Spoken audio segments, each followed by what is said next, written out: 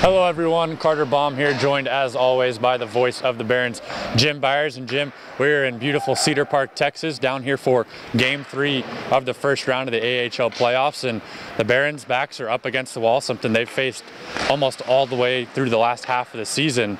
But they've scored the first goal in each of the first two games, and they haven't trailed at any point in regulation during those games, but they're facing elimination here tonight. It's a crazy series. You never trail for even a second of regular play in either of the first two games, and you wind up down 0-2 because of the overtime goals.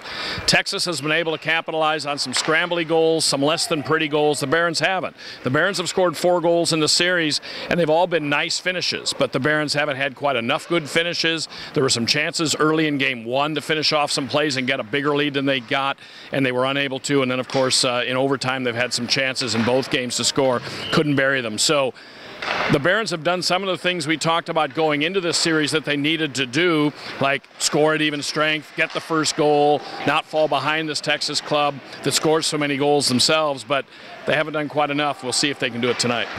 Now, they've done a lot of the good things that we've talked about. One thing they haven't done so well is had the success with the man advantage on the power play. That's something that's got to change if they want to win tonight. No doubt about it. Texas is 2 for 7 on the power play. They had the #1 power play in the league in the regular season. The Barons are 0 for 7 on the power play, and they were 3rd in the league. So both power plays were good, and I think the hope from Oklahoma City's side was you kind of cancel out that top-rated Texas power play with power play goals of your own and then see what you can do at even strength. Even strength scoring was not a strong point of the Barons during the regular season, but they have outscored them at even strength in this series, and all 4 of their goals have come at even strength.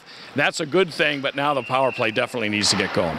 Well, one thing we've seen all season long, a lot of young guys on this team, but the core group of this team, a lot of the second-year guys and third-year guys on this Barons roster have been here before. They went to Charlotte in the first round last year, trailing the series by 1, needing to win back-to-back games on the road. They even beat a top-seeded Texas team in the second round last year.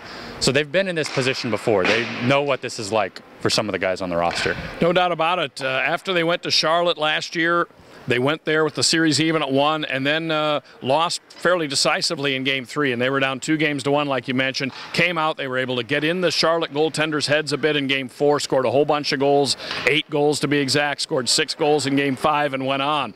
They're going to need, against a good defensive team, and Christopher Nilstorp appears to be the starting goalie tonight for Texas as the rotation continues for them.